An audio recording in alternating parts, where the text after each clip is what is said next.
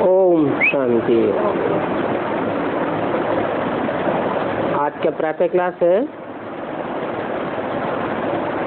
12 अगस्त 1968। भगवान वाच आत्माभिमानी भव। पहले पहले ये बात जरूर कहनी पड़े, आत्माभिमानी भव। ये बच्चों के लिए सावधानी है।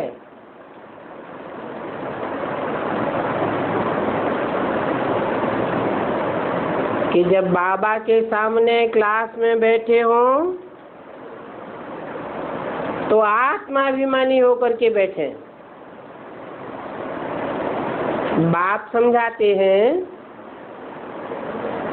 हम बच्चे बच्चे कहता हूँ तो मैं तो आत्माओं को ही देखता हूँ, क्योंकि मुझे तो कभी देहबान आता ही नहीं। परंतु बच्चे तो 63 जन्म के अभ्यासी हैं,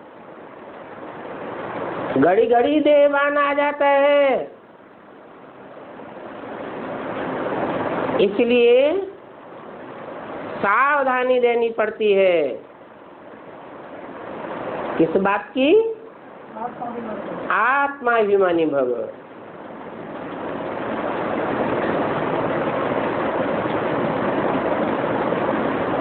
ये शरीर तो पुरानी जूती है। अब ये शरीर तो सतो प्रधान नहीं बन सकता।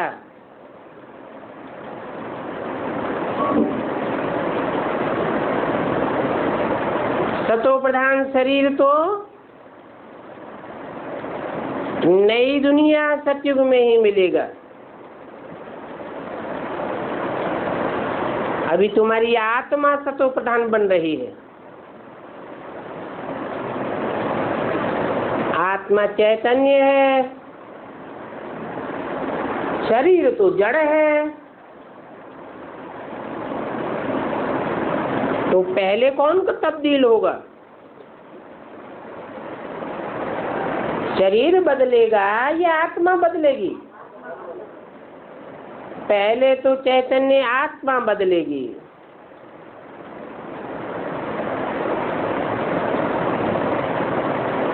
शरीर नहीं सतो प्रधान बन रहा है। ये शरीर तो और ही दिन प्रतिदिन सड़ते जाएंगे और तुम्हारी आत्मा पावरफुल होती जाएगी, क्योंकि शरीर तो वो ही पुराना है और ये शरीर भ्रष्टाचार से बना हुआ है।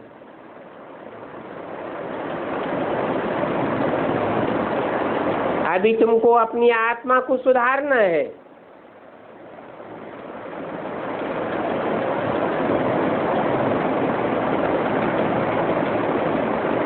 शरीर नहीं पहले सुधर जाएगा, आत्मा को पवित्र बनाना है। सतयुग में तो तुमको शरीर भी पवित्र मिलेगा, गोरा मिलेगा। बाप को याद करना पड़ता है आत्मा को शुद्ध करने के लिए।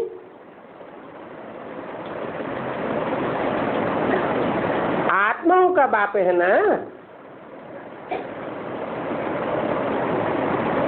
तो आत्माओं के बाप को याद करने से आत्मा ही शुद्ध बनेगी ना।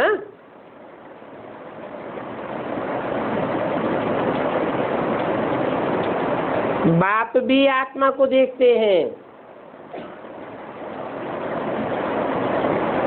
परंतु सिर्फ देखने से आत्मा पवित्र नहीं बनती है।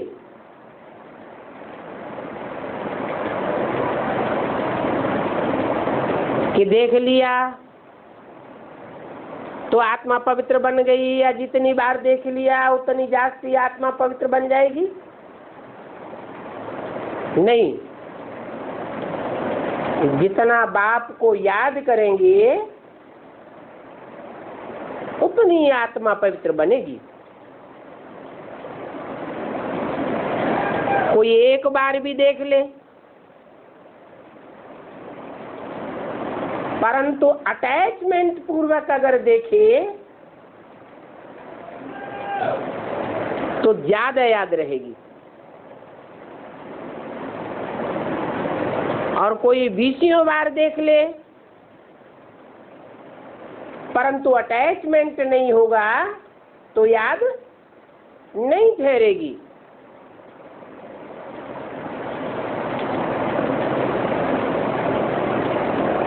ऐसे तो बात सभी को देखते रहते हैं, देखते हैं ये हमारे बच्चे हैं। ऐसे नहीं कि देखने से ही तमो प्रधान से सतो प्रधान बन जाएंगे। ये तो तुम्हारा काम है। बाप को याद करते करते सतो प्रधान बनना है। मेरे अटैचमेंट की बात नहीं है, ये तो तुम्हारे अटैचमेंट की बात है। तुम जितना लगाव से बाप को देखेंगे उतना जास्ती याद आवेगा। बाप तो आते ही हैं सिर्फ रास्ता बताने।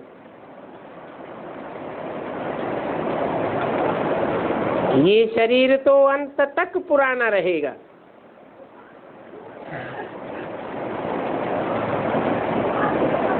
ये तो सिर्फ कर्मेंद्रियां हैं जिनसे आत्मा का कनेक्शन है। आत्मा गुलगुल बन जाती है तो फिर कर्तव्य भी अच्छे अच्छे करते हैं। वहाँ पक्षी जानवर आदि सभी सतो प्रधान होते हैं, वो भी निडर बन जाते हैं।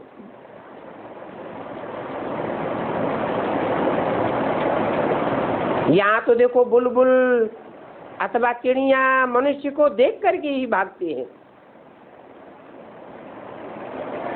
वहाँ तो शेर बकरी को भी डर नहीं रहता है।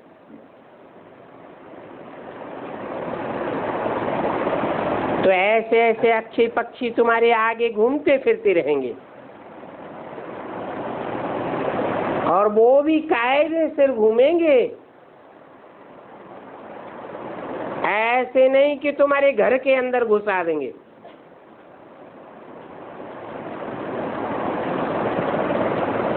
और गंद करके जावेंगे, नहीं।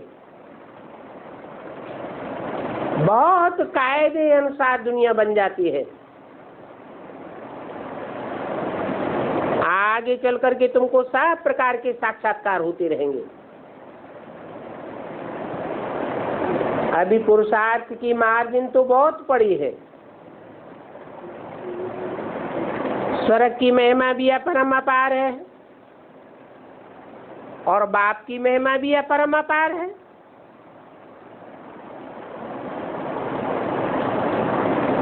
बाप की प्रॉपर्टी की भी महिमा अपरम अपार है।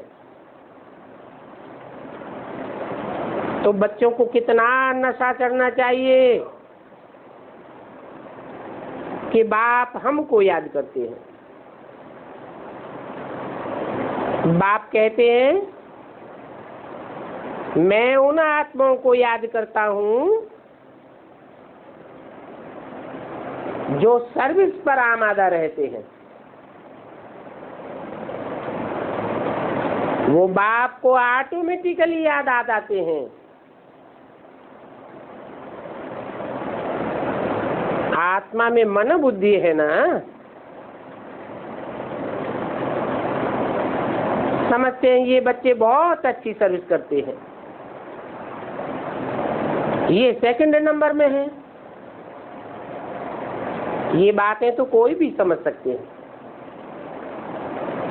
ये तो खुद भी समझ सकते हैं हम कहाँ तक सर्विस करते हैं। क्योंकि नंबरवार तो सभी होते हैं, पढ़ने वाले अथवा पढ़ाने वाले सभी नंबरवार।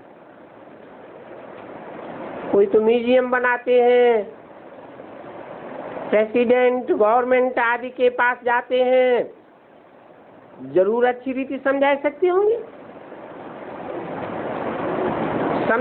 समझाने का फर्क तो रहता है ना। तो सभी में अपने अपने गुण हैं।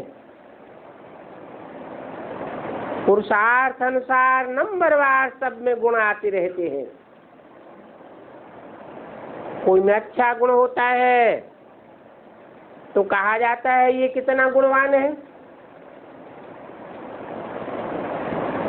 यहाँ भी सर्वसेवल बच्चे मीठे लगते हैं, वो तो सदैव ही मीठा बनेंगे। सर्वसेवल बच्चे कड़वा कभी भी बोल न सके, नहीं तो डिससर्विस हो जाए। कड़वा बोलने वाले के लिए कहेंगे इनमें तो भूत है। भूतों की प्रवेशता होती है ना। देह अभिमान है नंबर 1 भूत।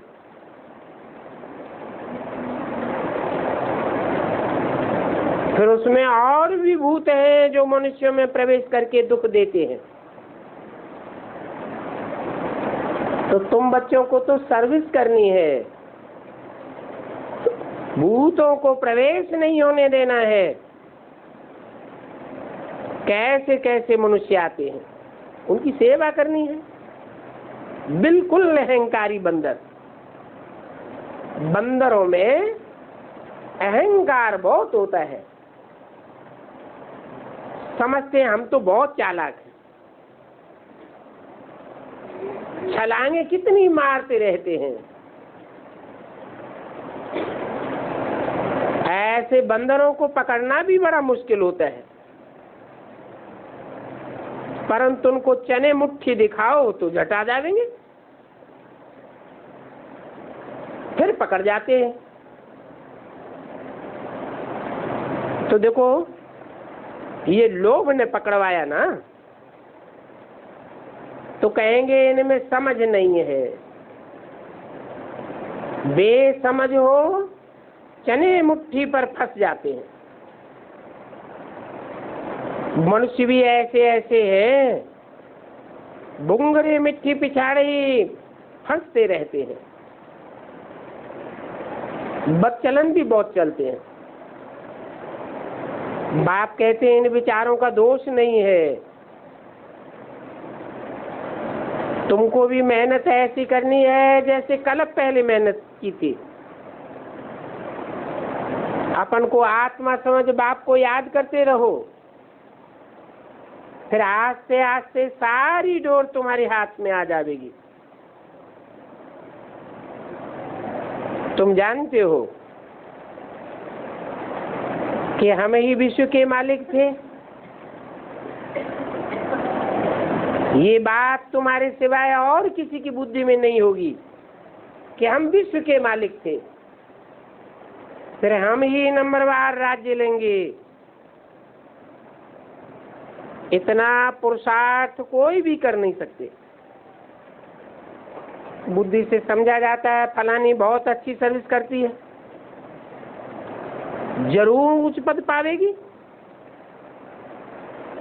इनकी भेंट में हम तो कुछ भी सर्विस नहीं कर सकते हैं। समझ में आता तो है ना। तुम्हारी बुद्धि में तो सारा ड्रामा का चक्कर है,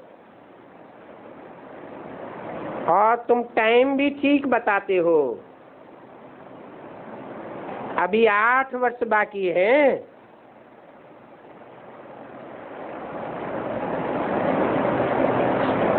कम भी हो सकते हैं।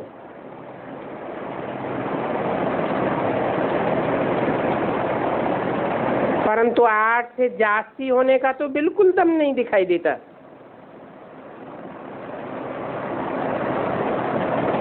कौन से सन की वाणी है?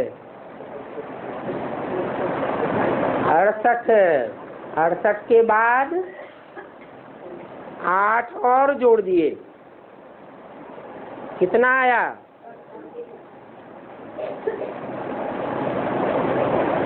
बोला कम भी हो सकते हैं, जास्ती होने का बिल्कुल दम नहीं दिखाई देता।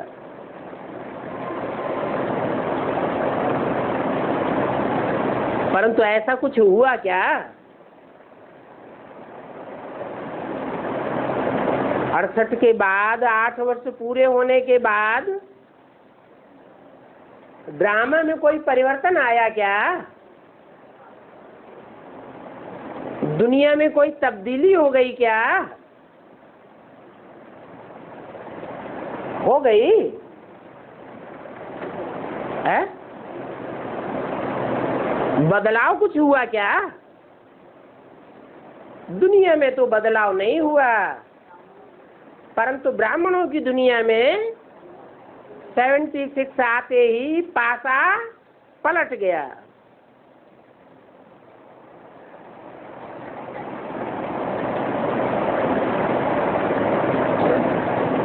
ब्राह्मणों की दुनिया में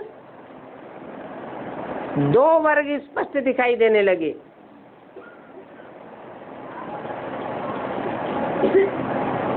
विघटन हो गया।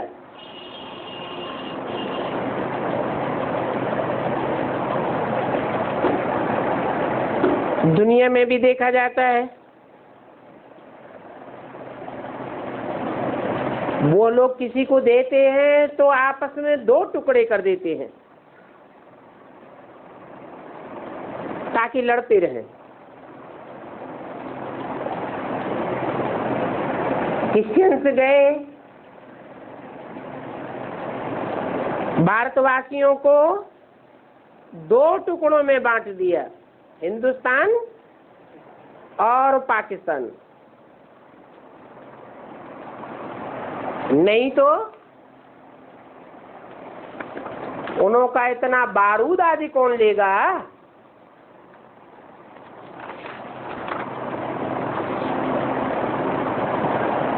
तो ये भी उनका व्यापार है।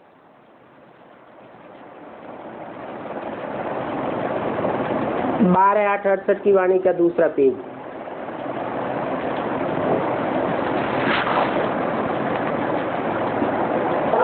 यहाँ भी ब्राह्मणों की दुनिया में ऐसे होता है।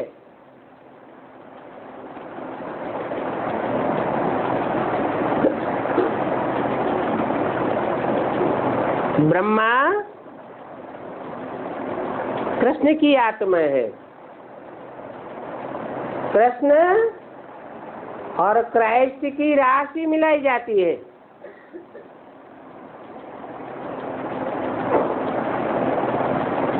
क्रिश्चियंस ने भी 2 भागों में बंटवारा कर दिया।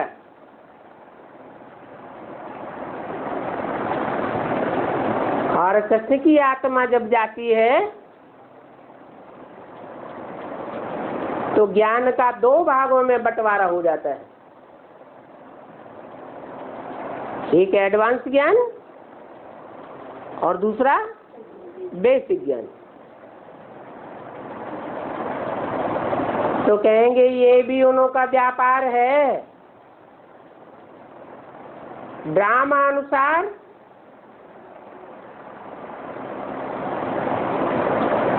ये युक्ति रखी हुई है, खिटपिट तो अंदर है ना। तो यहाँ भी टुकड़े टुकड़े करके दिखाया गया है।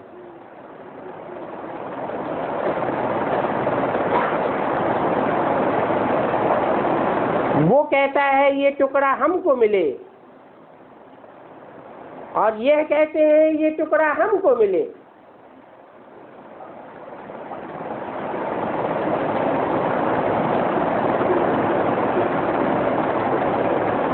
इस तरफ पानी जास्ती जाता है तो खेती बहुत होती है, तो पानी का भी बंटवारा कर देते हैं।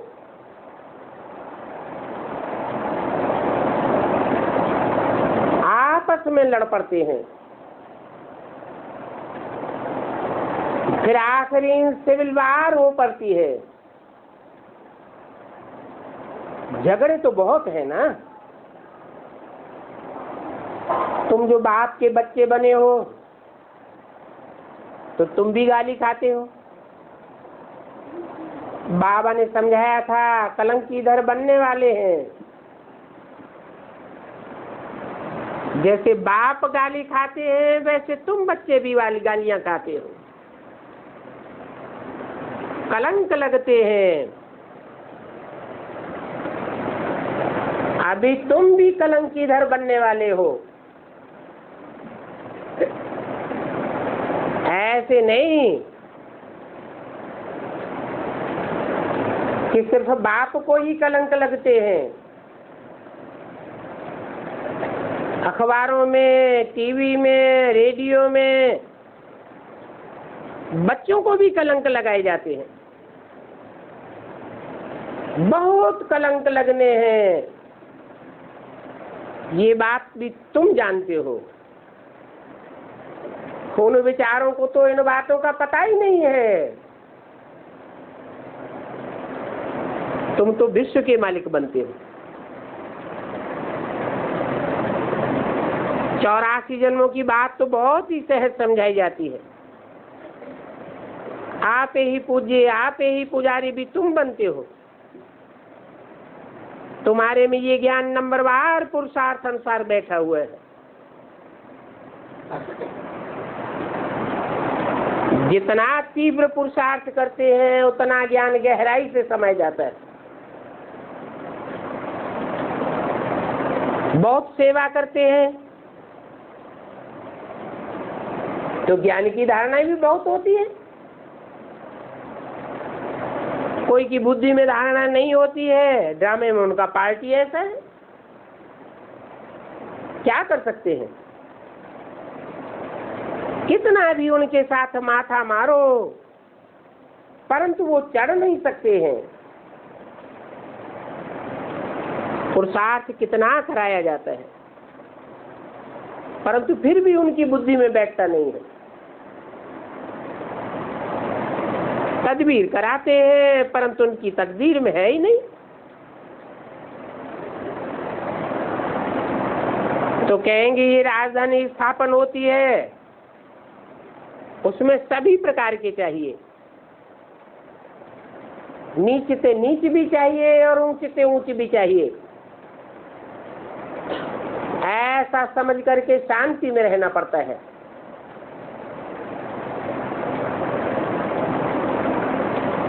तो इसमें कोई भी प्रकार की खिचपिट की बात नहीं है।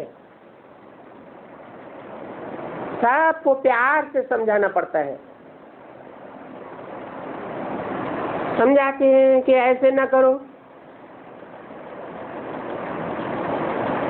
ये अशांति फैलाने वाली बात है।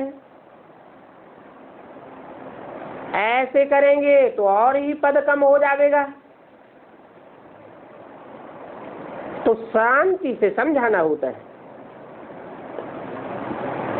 समझाने वाले को खुद भी अशांत नहीं होना चाहिए, बिल्कुल चुप कर देना चाहिए। कोई तो ऐसे ऐसे हैं कि अच्छी बात समझाने से भी अशांत हो पड़ते हैं। तो फिर ऐसों को छोड़ देना चाहिए।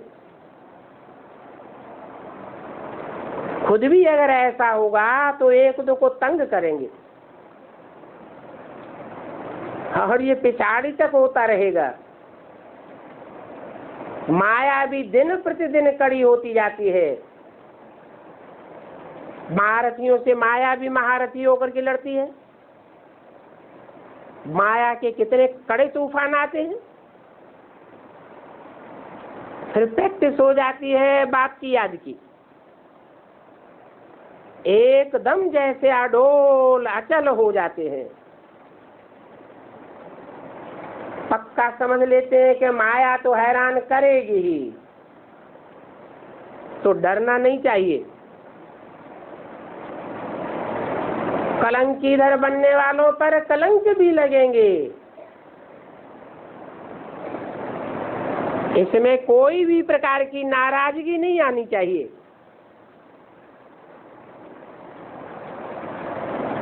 अखबार वाले कुछ भी खिलाफत की बातें डालते हैं तो सहन कर लेना होता है, क्योंकि पवित्रता की बात है। ये भी जानते हो कि अबलाओं पर अत्याचार होंगे, क्योंकि कोई माइयाँ भी ऐसी होती हैं, डंडा मारने में भी देरी नहीं करती हैं पुरुषों को।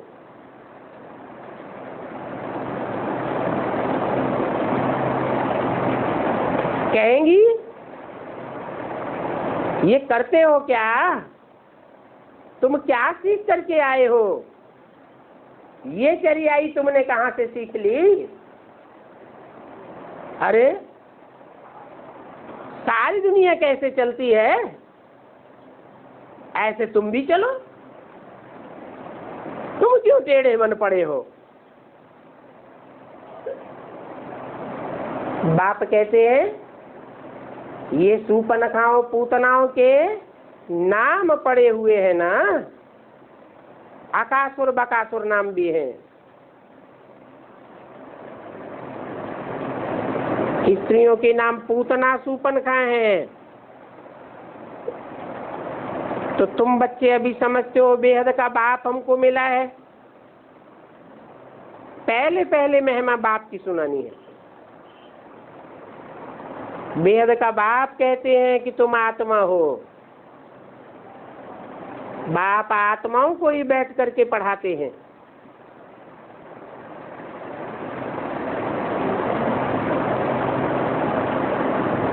8 वर्ष की बात भी जो आत्मा बने होंगे उनकी ही बुद्धि में बैठेगी।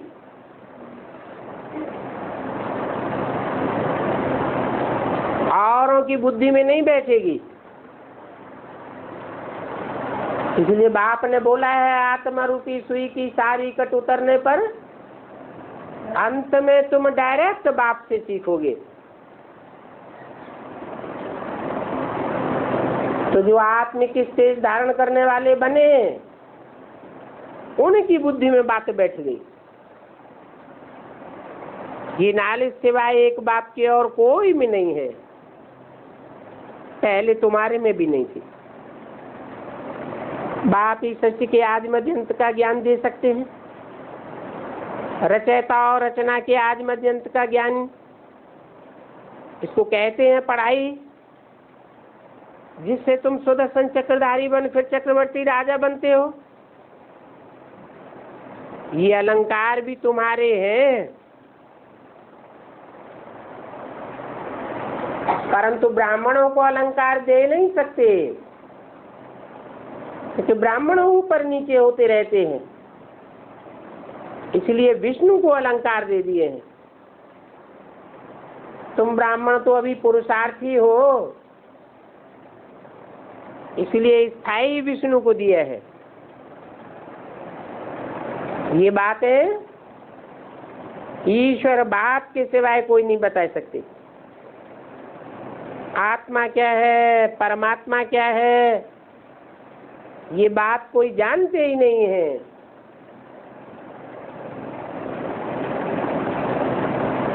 बाप ही आकर के बताते हैं। आत्मा के लिए इतना कहेंगे कि वो भ्रकुटी के बीच में रहती है। गीता में भी लिख दिया है भ्रवोर मध्ये प्राणम आवेश सम्यक। ये भी जानते हैं कि बिंदी है। अणुअंशम अनुरूप है, ज्यादा कुछ भी नहीं समझा सकेंगे कि आत्मा कहाँ से आती है, कैसे पार्ट बजाती है, कैसे शरीर से निकलती है, कहाँ जाती है, पता थोड़ा ही पड़ता है। कब कहते हैं आंखों से निकल गई, ये तो आत्मा का अंत तो कोई पा ही नहीं सकता है। अभी तुम तो जानते हो कि आत्मा कैसे शरीर छोड़ती है।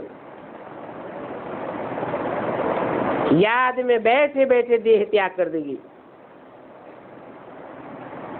तुम बच्चों को बाप के पास तो बहुत खुशी से जाना है। ये पुराना शरीर खुशी से छोड़ना है। जैसे सर्प का भी मिसाल दिया जाता है,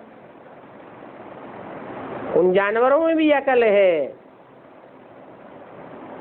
वो मनुष्यों में अकल नहीं है। बाप तो प्रैक्टिकल तुमको वो अकल देते हैं। वो सन्यासी लोग तो सिर्फ दृष्टांत देते हैं। बाप तो कहते हैं तुमको ऐसा प्रैक्टिकल में बनना है। जैसे भ्रमणी कीड़े को ट्रांसफर करती है, तुमको भी मनुष्य रूपी कीड़ों से ब्राह्मण देवता बनाना है। ज्ञान की भूं भूं करते रहो।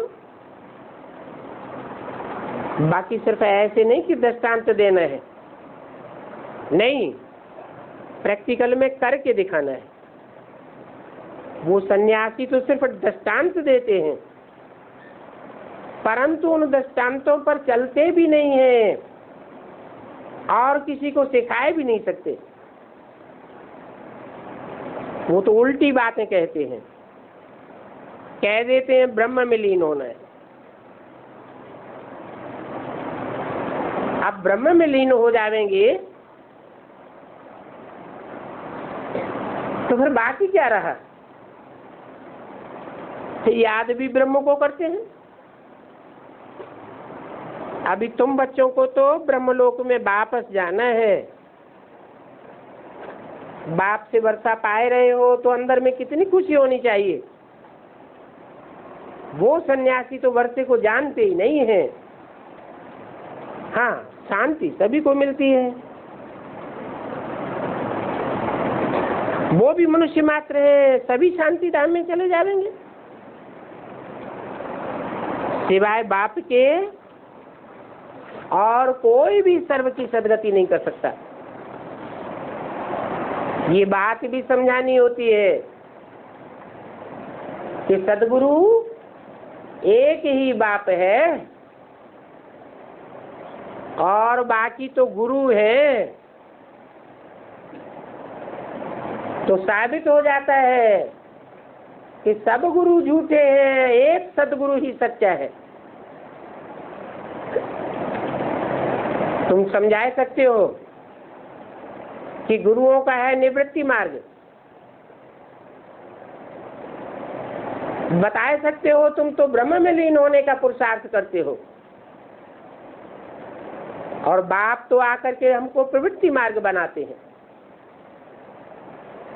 12-68 की वाणी का तीसरा पेज। उनको तुम कह सकते हो कि तुम सतयुग में नहीं आ सकते हो, क्योंकि सतयुग में तो होता है पवित्र प्रवृत्ति मार्ग देवताओं का।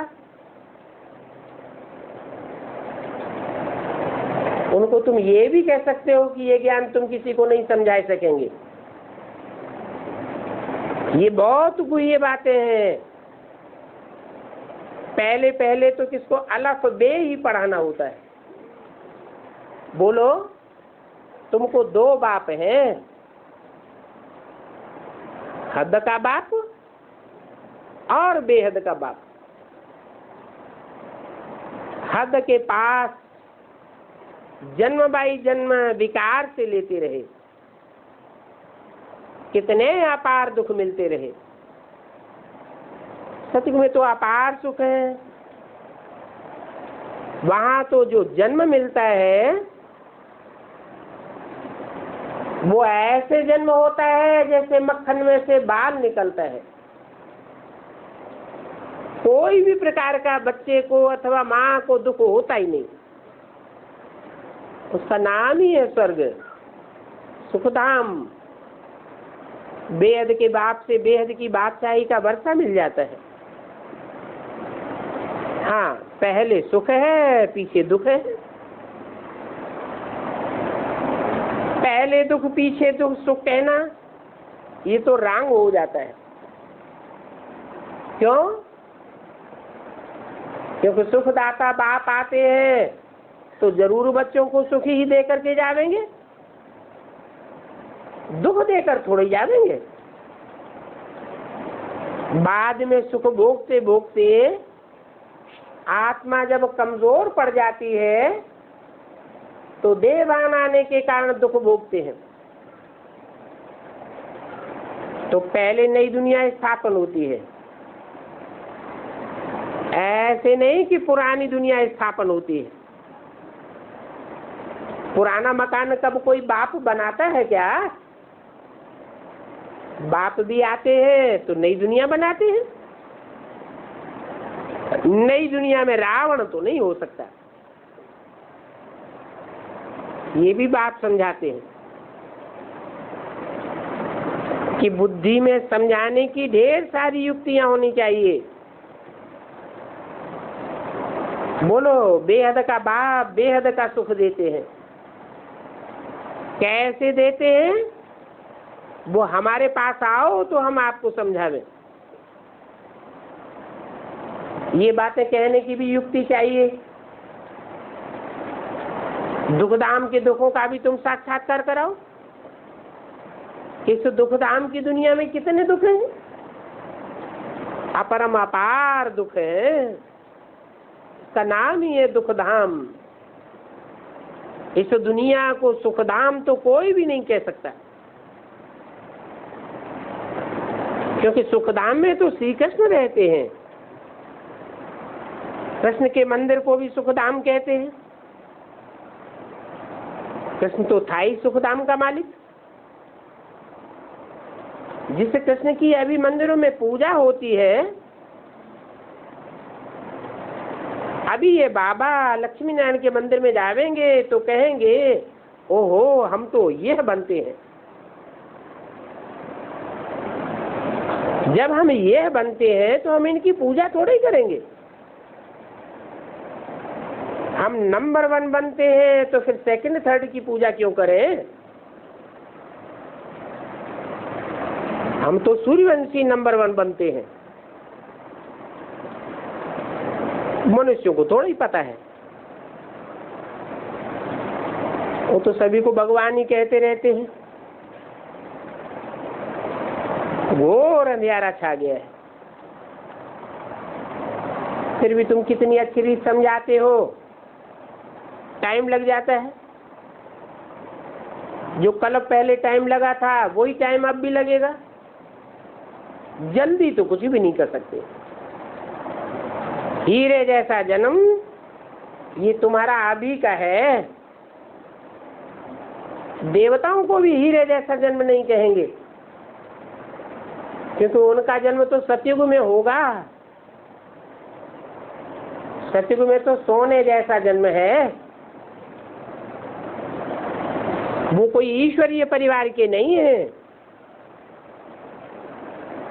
ईश्वरीय परिवार न सतयुग में होता है न त्रेता में होता है। कहाँ होता है? संगम युग में ही होता है। ये तुम्हारा ईश्वरीय परिवार है, सतयुग में होता है दैवी परिवार। तो कितनी नई नई बातें हैं। गीता में तो आटे में लून मिसल सच्चाई है। कितनी भारी भूल कर दी है कृष्ण का नाम डाल करके। बोलो, तुम देवताओं को देवता कहते हो,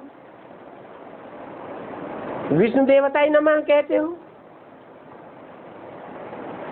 फिर कृष्ण को भगवान क्यों कहते हो? ये विष्णु कौन है, ये बात भी तुम समझते हो। मनुष्य तो बिगर ज्ञान के ऐसे ही पूजा करते रहते हैं। प्राचीन से प्राचीन तो ये देवताएं ही हैं जो सतयुग में होकर के गए हैं। अभी वो देवताएं कहाँ हैं? जो नर से नारायण बनते हैं। फिर नारायण से नर बनते हैं 84 जन्मों के बाद। दैवी गुणों वाले ही फिर आसुर गुण वाले बन जाते हैं। तो समझाना चाहिए कि दुनिया में हर चीज सतो रजो तमो में बदलती है। इस समय सभी तमो प्रधान है। ये सारी दुनिया ही आयरन एज पुरानी दुनिया हो गई है। बच्चों को पॉइंट्स तो बहुत अच्छे समझाते रहते हैं। इस छोटे से बैज पर भी तुम समझा सकते हो कि बाप को, पढ़ाने वाले टीचर को याद करो। परंतु माया भी कितनी कसम कस करके चलती है कि तुमको बहलाती रहती है। बहुत अच्छे अच्छे पॉइंट बुद्धि से निकल जाते हैं। अगर तुम सुनेंगे नहीं तो दूसरों को सुनाए कैसे सकते हैं। अक्सर करके बड़े बड़े महारथी शहर में, बाहर में, गांव में इधर उधर जाते हैं तो मुरली मिस हो जाती है। फिर वो मुरली पढ़ते ही नहीं, समझते हैं हमारा तो पेट भरा हुआ है। बाप कहते हैं मैं रोज रोज तुमको कितनी गुही गुही पॉइंट सुनाता हूं जो सुन करके धारण करना है। अगर धारण नहीं करेंगे तो जरूर कच्चे पड़ जाएंगे। बहुत बच्चे भी धारण करके अच्छे अच्छे पॉइंट निकालते रहते हैं। बाबा देखते हैं, सुनते भी हैं। जैसी जैसी बच्चों की अवस्था है पॉइंट्स निकाल सकते हैं। ऐसे ऐसे पॉइंट्स भी निकालते हैं जो कभी इसने भी नहीं सुनाई होगी। किसने? ब्रह्मा बाबा ने। वो सर्विसेबल बच्चे सर्विस पर ही लगे रहते हैं। मैगजीन में भी अच्छे अच्छे पॉइंट्स डालते हैं, क्योंकि तुम बच्चे तो विश्व के मालिक बनते हो। बाप कितना ऊंचे बनाते हैं। जीत भी है, सारा भाग तुम्हारे हाथ में आ जाएगा। तुमसे कोई भी छीन नहीं सकेंगे। बागडोर तुम्हारे हाथ में होगी। ये लक्ष्मी नारायण भी विश्व के मालिक थे। जरूर उनको पढ़ाने वाला बाप ही होगा। उन्होंने कैसे ही राजपद पाया ये मंदिरों के पुजारियों को भी पता नहीं है। तुमको तो ये जान करके अथाह खुशी होती है। ये तुम समझा सकते हो कि ईश्वर सर्वव्यापी नहीं है। वास्तव में 5 भूत इस दुनिया में सर्वव्यापी है। हर एक चीज तमो प्रधान बन चुकी है। एक एक में विकार भरे पड़े हैं। ये माया के 5 भूत हैं जो सर्वव्यापी हैं। तुम फिर ईश्वर को सर्वव्यापी कह देते हो।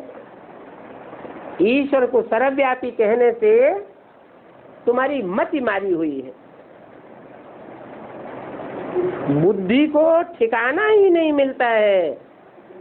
कहां कहां बुद्धि भटकती रहती है। अरे बाप तो एक व्यापी होकर के आता है।